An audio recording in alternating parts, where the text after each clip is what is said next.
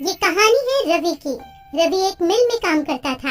5 सालों से वो शहर की एक मिल में मजदूरी किया करता था। हेलो। हाँ बोलो रमा, कैसे फोन किया? हेलो जी, आप तो हमें गांव में लेने आने वाले थे, क्या हुआ जी, आप आए नहीं? रमा, अभी ठंड बहुत हो रही है और मेरे पास तुम्हें गांव से शहर लाने के लिए अभी पैसे भी नहीं है। तुम कुछ दिन और रुक जाओ वहाँ। क्या कहा आपने? ऐसा मत बोलिए, आप कब से बोल रहे हो कि हमें लेने आओगे?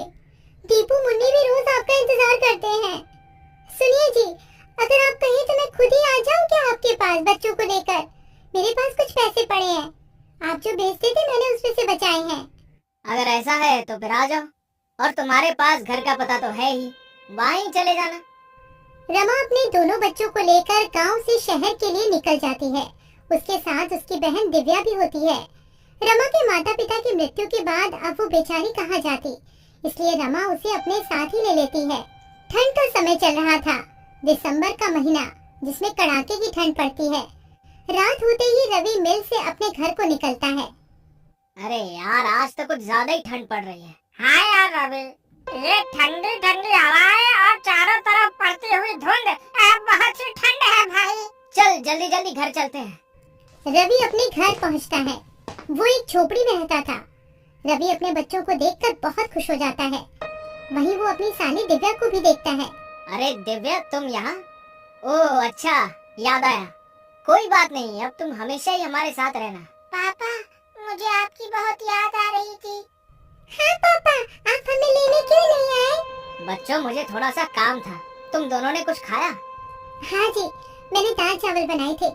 आप भी हाथ मुंह धो लो, मैं आपके लिए भी खाना लगा देती हूँ। खाना पीना खाने के बाद सभी लोग फर्श पर सो जाते हैं। यहाँ रवि के पास बस एक ही कंबल होता है। अब पांचों लोग नींद में उस कंबल को अपनी अपनी तरफ खींचते हैं। एक तरफ रमा और रवि लेटे हुए थे, दूसरी तरफ दोनों बच्ची और दिव्या लेटी हुई थी। रमा को ठंड लग रही होती है तो वो सारा कंबल अपनी ओर खींच लेती है। ठंड तो उस समय सबको लग रही होती है, ठंड जो इतनी कड़ाके की पड़ रही होती है। तभी रवि उठकर देखता है कि उसके बच्चे और उसकी साली दिव्या ठंड से कांप रहे होते हैं और सारा कंबल रमा ने उड़ा हुआ होता है। रमा, उठो उठो जल्दी। क्या हुआ जी, आप जाग क्यों रहे हो? वहाँ देखो। रमा अपने बच्चों और बहन की तरफ देखती है और वो घबरा जाती है। उसके बच्चे और बहन ठंड से कांप रहे होते हैं। अच्छा, आप देख क्या रहे हो? जल्दी से कंबल बच्चों पर डाल दो ना, ठंड बहुत है। रवि सारा कंबल बच्चों और दिव्या पर डाल देता है और रवि और रमा दोनों ही बिना कंबल के ठंड से ठिठुर के सो जाते हैं। सुबह रवि और रमा दोनों ही जल्दी उठ जाते हैं। रमा, तुम ठीक तो हो ना? तुम्हें सर्दी तो नहीं हो गई? रात को बहुत ज्यादा ठंड थी, मैं इसीलिए तुम सबको यहाँ नहीं बुलाना चाहता था। मेरे पास तुम्हें ठंड से बचाने के लिए कपड़े भी नहीं है, मुझे माफ कर दो। अच्छा, आप क्यों माफी मांग रहे हो? आप चिंता मत करो, मैं बिल्कुल ठीक हूँ। आप तैयार हो जाइए, आपको मिल भी तो जाना है। मिल जाते हुए रवि परेशान सा लग रहा होता है। वो सोच रहा था कि मालिक से एडवांस पैसे ले लेगा, जिससे वो एक और कंबल खरीद कर ले आएगा।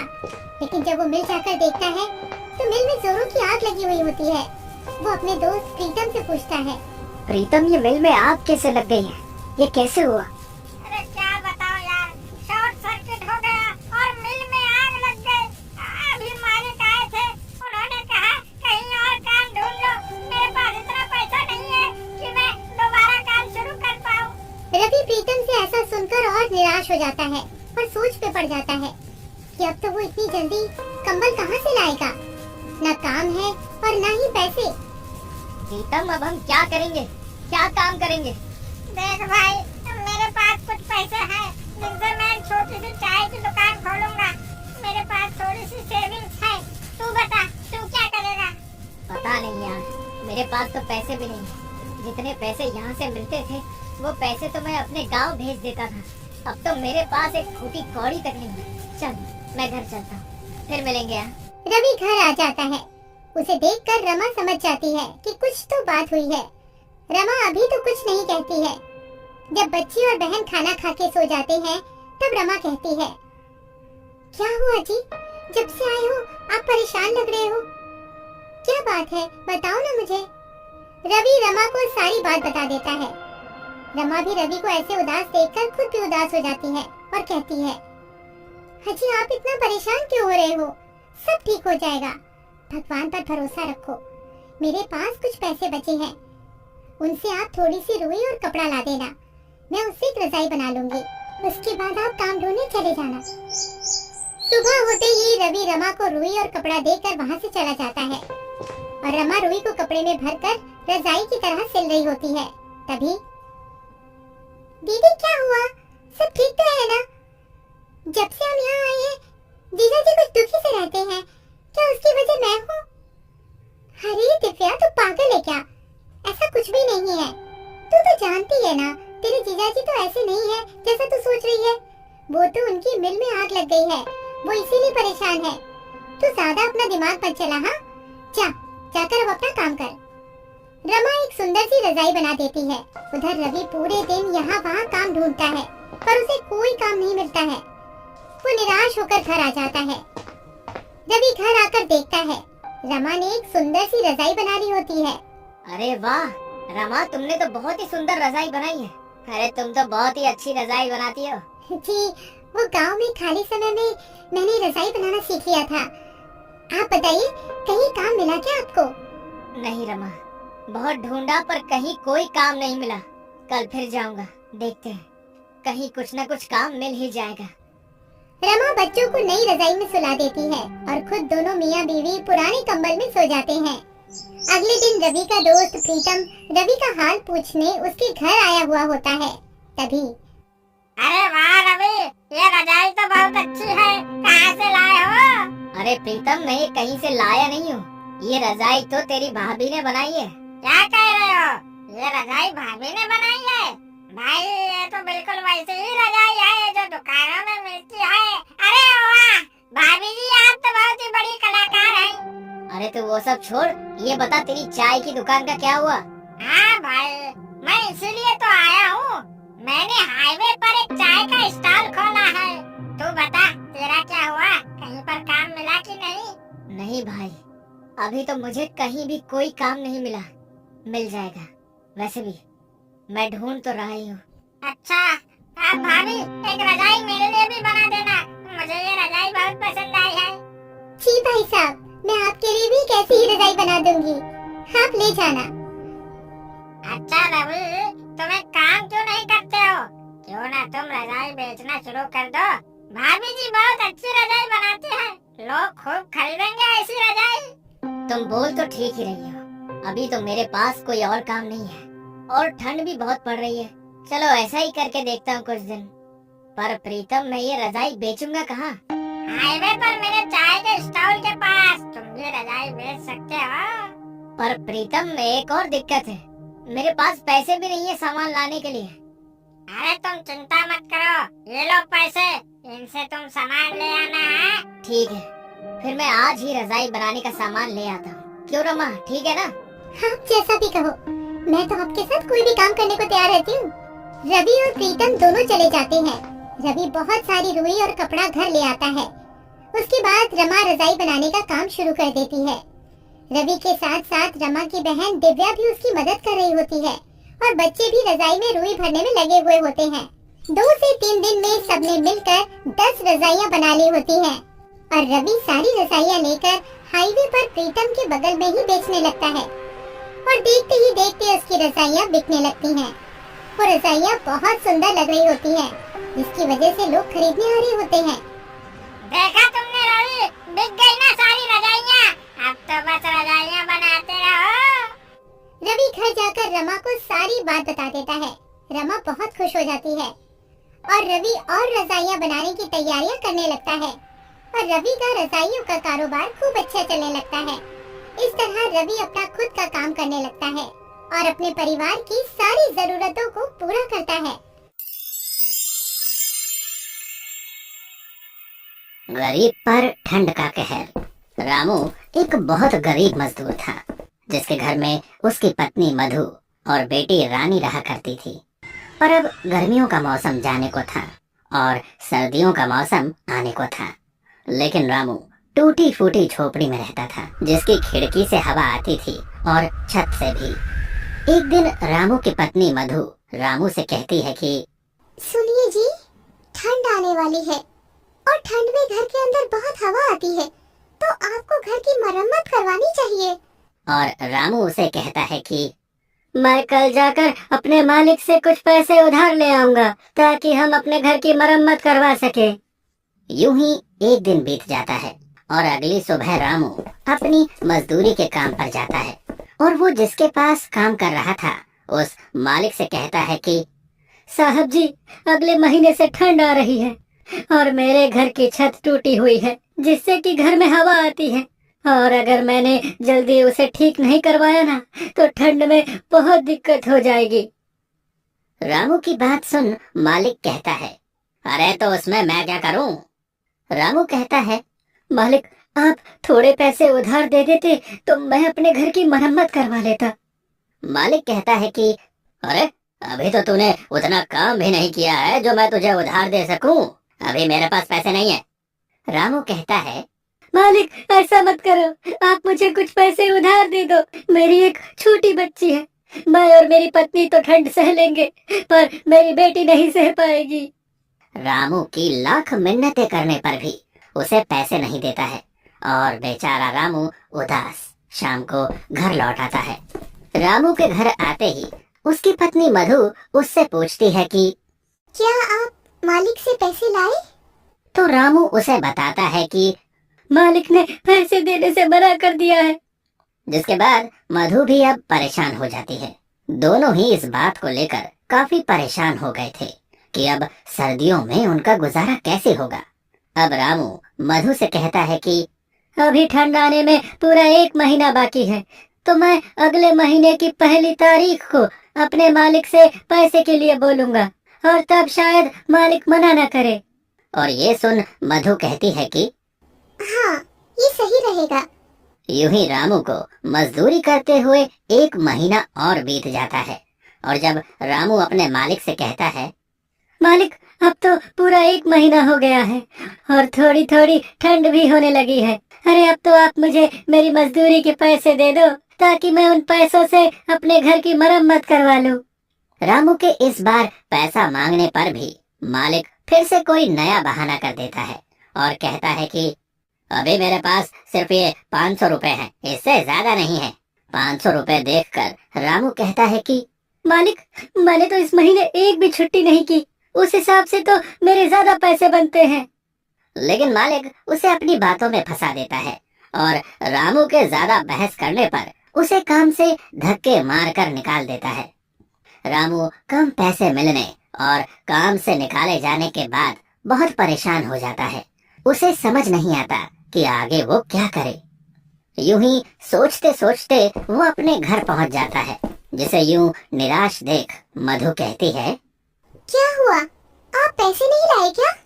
रामू मधु को बताता है कि अरे इस बार भी मालिक ने पूरे पैसे नहीं दिए और तो और मुझे काम से भी निकाल दिया है। ये बात सुनकर मधु चिंता में पड़ जाती है और कहती है कि अब घर कैसे चलेगा और ठंड में हमारा क्या होगा? रामू कहता है, तुम चिंता मत करो, मैं कहीं काम ढूंढता हूँ। इतना कहकर वो उन पैसों से घर में राशन भरवाता है और अब उसके पास पैसे खत्म हो गए थे। कुछ दिनों तक रामू यहाँ वहाँ काम की तलाश में भटकता है पर उसे कहीं काम नहीं मिलता। वहीं दूसरी ओर अब ठंड भी धीरे धीरे बढ़ने लगी थी और रात के समय रामू के घर में ठंडी हवा खिड़की और छत से आनी शुरू हो गई थी। ठंडी हवा की वजह से अब रामू, उसकी पत्नी और उसकी बेटी पूरी रात ठंड में कांपते रहे। उनके पास एक ही कंबल था, अब उसमें भी ठंड नहीं रुकती थी। एक रात बहुत ठंड पड़ रही थी और तेज ठंडी हवाएं चल रही थी, जिसकी वजह से रामू की बेटी रानी को तेज बुखार हो जाता है और मधु रामू से कहती है, देखिए जी, रानी को बहुत तेज बुखार हो रहा है, वो पूरी तरह तप रही है। रामू कहता है कि अरे मेरे पास तो एक पैसा तक नहीं है, हम रानी को डॉक्टर के पास कैसे लेकर जाएंगे? मधु कहती है, कुछ तो करना होगा, वरना रानी की तबीयत रात में और बिगड़ जाएगी। देखिए ना, कुछ तो कीजिए।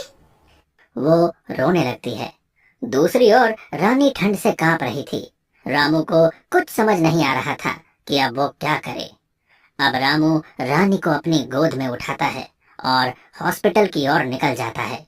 मधु भी उसके पीछे पीछे चल पड़ती है। बहुत दूर तक पैदल चलते चलते दोनों थक जाते हैं और रामू रानी को लेकर एक पेड़ के पास बैठ जाता है और रोने लगता है।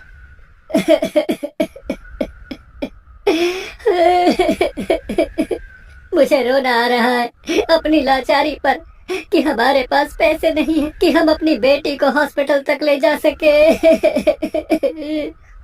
रानी के दिल की धड़कनें अब तेज हो रही थी और फिर से रामू उठता है और अपनी बेटी को लेकर हॉस्पिटल की ओर चल देता है। कुछ घंटों चलने के बाद वो मधु के साथ रानी को लेकर हॉस्पिटल पहुंच जाता है। लेकिन अफसोस, उसके पास पैसे न होने पर डॉक्टर रानी का इलाज करने से इनकार कर देते हैं और रामू मधु और रानी को अस्पताल से बाहर कर देते हैं। अस्पताल की सीढ़ी पर रामू अपनी बेटी को गोद में लिए बैठा रो रहा था और दूसरी ओर ठंड धीरे धीरे बढ़ती जा रही थी। ज्यादा ठंड होने की वजह से अब तीनों ही बुखार से जूझ रहे थे और तीनों ही हॉस्पिटल की सीढ़ी पर बेहोश हो जाते हैं। अगली सुबह जब रामू की आंख खुलती है तो वो खुद को हॉस्पिटल के अंदर बेड पर पाता है। ये देख रामू के मन में बहुत से सवाल आते हैं। अरे, मैं अंदर कैसे आया? मुझे कौन लाया? और मधु और रानी कहाँ हैं? इतने में उसके सामने वो डॉक्टर आता है जिसने उसकी बेटी को पैसा ना होने की वजह से एडमिट नहीं किया था और रामू उससे सवाल करता है कि मुझे अंदर कौन लाया? जिसके बाद डॉक्टर बताता है कि आपको एक औरत ने हॉस्पिटल में भर्ती करवाया क्योंकि आप सभी को ठंड लगने की वजह से तेज बुखार हो गया था और आप तीनों ही सीढ़ियों पर बेहोश थे।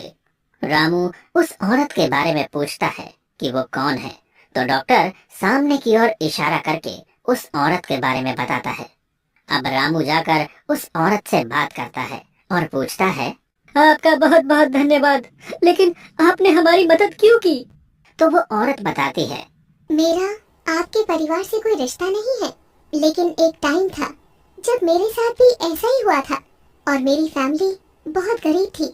मैं भी किसी सड़क किनारे ठंड से जूझ रही थी और किसी नेक दिल इंसान ने इसी तरह हमारी मदद की थी। तब से आज तक वो औरत गरीबों की मदद करती है। ये सुनकर रामू उसे धन्यवाद कहता है और फिर रामू अपनी बेटी से मिलता है और अपनी पत्नी से भी। अब रामू से वो औरत पूछती है कि आखिर आपके साथ ऐसा क्या हुआ था जो सब इतनी देर रात तक हॉस्पिटल के बाहर बैठे थे? तो रामू उसे सारी बात बताता है, जिसके बाद वो औरत रामू और उसके परिवार की मदद करती है और रामू का घर भी बिल्कुल ठीक करवा देती है। अब रामू को गरीबी और ठंड दोनों से छुटकारा मिल जाता है।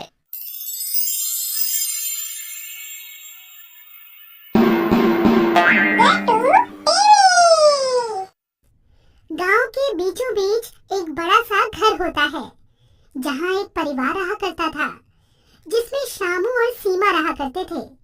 शामू के घर में उसके माता पिता और उसका बड़ा भाई भी अपनी पत्नी के साथ रहा करते थे। शामू का बड़ा भाई राजीव शहर की एक बड़ी कंपनी में काम किया करता था, इसलिए उसका रहन सहन भी वैसा ही होता है। वहीं दूसरी तरफ शामू बिल्कुल सिंपल स्वभाव का होता है जो गरीबी में ही अपना गुजर बसर किया करता था। श्यामू की पत्नी सीमा श्यामू का हर कदम पर साथ दिया करती थी। उन दोनों की जिंदगी गरीबी में भी खुशी से बीत रही होती है। श्यामू के माता पिता को गरीबी से चिढ़ होती है। उन्हें तो अमीरों वाली जिंदगी ही अच्छी लगती है और वो अमीरों की तरह ही अपना जीवन जीते हैं। एक दिन उनका बड़ा बेटा अपने माता पिता और सबके लिए बहुत सारे गिफ्ट लेकर आता है। माँ, बाबूजी, देखिए मैं आप दोनों के लिए अच्छे कपड़े लेकर आया हूँ। अरे वाह बेटा, इस घर में सिर्फ तू ही है जो हमारा इतना ध्यान रखता है। श्यामू को तो हमारी कोई चिंता ही नहीं है। ना तो उसने कोई पढ़ाई की और ना कोई अच्छी नौकरी करता है। ये तो बस मजदूर बनकर ही रह गया है। श्यामू अपने पिता के ताने चुपचाप सिर झुकाकर सुनता रहता है और करता भी क्या बेचारा। पर उसकी पत्नी सीमा से नहीं सुना गया। वो बोलती है, बाबूजी ये पूरे दिन तो खेत में मेहनत करते ही हैं। अगर आप अपने बेटे को हौसला नहीं देंगे तो वो कैसे तरक्की करेंगे? जब माता पिता ही ऐसे ताने मारेंगे तो बाहर वाले तो बोलेंगे ही ना। आपको अपने बेटे को सपोर्ट करना चाहिए। अब तो सिखाएगी माँ बाबूजी को क्या करना चाहिए और क्या नहीं। वो हमसे बड़े हैं, उन्हें सब पता है, समझी? सीमा कुछ बोल पाती इससे पहले ही श्यामू ने इशारे से उसे मना कर दिया। हाँ, सीमा भाभी सही कह रही हैं। माता पिता तो हमेशा अपने बच्चों की भले ही बात करते हैं। अरे बाबूजी, आप इन दोनों को छोड़ो। आप ये नए कपड़े तो पहन कर देखो, आप पर कैसे लगते हैं। इसी तरह दिन बीतते रहते हैं। श्यामू पूरे दिन मेहनत करता है, पर ना तो उसके माता पिता कुछ उसकी मदद करते हैं और ना ही उसका बड़ा भाई, बल्कि उसे हर बात पे कुछ न कुछ सुनाया करते हैं।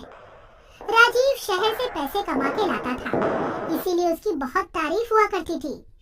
एक दिन की बात है। श्यामू, ये मैं क्या सुन रहा हूँ? तुमने चोरी की है। देख तेरा बड़ा भाई कितने गुस्से में है। चोरी? कैसी चोरी? मैंने कोई चोरी नहीं की।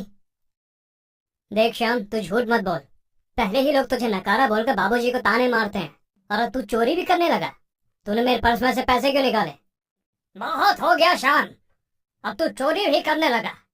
मुझे तुझसे ऐसी उम्मीद नहीं थी। अब बस बहुत हुआ। अब तू उस घर से चला जा और बाहर रहकर अपना जीवन बिता। इस घर में तेरे लिए कोई जगह नहीं है। क्या है यहाँ से? सही कहा आपने श्यामू बेटा, तूने हमारा बहुत नाम खराब किया है।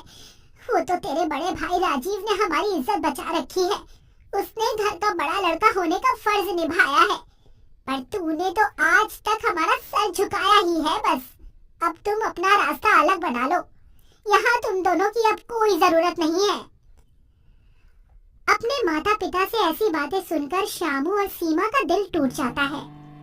वो जानते थे कि उनके पास और कहीं कोई ठिकाना नहीं है, लेकिन फिर भी वो अपने माता पिता की बात मानकर घर छोड़ने का फैसला कर लेते हैं। माँ, बाबूजी, आप लोग मेरे भले के लिए ही ये सब कर रहे होंगे।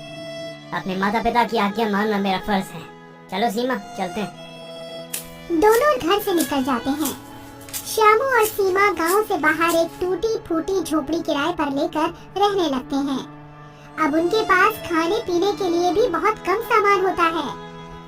देखा जी आपने, अपना तीर सीधा जाकर निशाने पे लगा है। अब वो नकारा श्यामू हमारे रास्ते से हट गया, समझो। सही कहा तुमने, बस बाबूजी को पता मत चलने देना। वहीं दूसरी तरफ श्यामू उदास बैठा होता है। तब सीमा श्यामू से कहती है, आप चिंता क्यों करते हो जी? हम दोनों फिर से खूब मेहनत करेंगे और फिर से अपनी नई जिंदगी बनाएंगे और अपने सपने पूरे करेंगे। तुम ठीक कहती हो सीमा, मेहनत और ईमानदारी से एक दिन हमें जरूर कामयाबी मिलेगी। फिर क्या था, रामू दिन रात मेहनत करने लगता है। कभी खेतों में मजदूरी करता तो कभी लकड़ियां काटा करता है। सीमा भी पास की एक महिला के साथ सिलाई का काम सीखने लगती है। दोनों की जिंदगी मुश्किलों से भरी पड़ी होती है, पर वो हार नहीं मानते हैं। भाभी, मेरे पति बाहर मेहनत करते हैं, मेरा भी तो फर्ज बनता है ना कि मैं भी उनकी मदद करूं। क्या आप मुझे भी सिलाई कढ़ाई का काम सिखा सकती हो? अरे क्यों नहीं सीमा, आजकल की लड़कियां तो अपने गरीब पति को छोड़कर ही भाग जाती हैं। वही तू है कि अपने पति का साथ देना चाहती है। तू चिंता मत कर, मैं तुझे सब कुछ सिखा दूंगी। कुछ ही दिनों में सुमन सिलाई कढ़ाई का सारा काम सीख जाती है और अब उसके पास सिलाई के बहुत सारे काम भी आने लगते हैं। अगर आप सही समझो तो कुछ पैसे मैं इकट्ठा करती हूँ, कुछ आप इकट्ठा करो और हम इस झोपड़ी के बाहर एक छोटी सी दुकान खोल लेते हैं। आप बाहर दुकान संभालना और मैं अंदर सिलाई का काम संभाल लूंगी। अरे वाह सीमा, ये तो बहुत ही अच्छा सुझाव है। मैं दिन रात मेहनत करके तुम्हारे लिए भी एक दुकान खोलूंगा। इस तरह सीमा और शामू ने अपनी मेहनत से एक दुकान खोल ली होती है। वहाँ वो कुछ पैसे कमाने लगते हैं और उनके जीवन में खुशियाँ आने लगती हैं।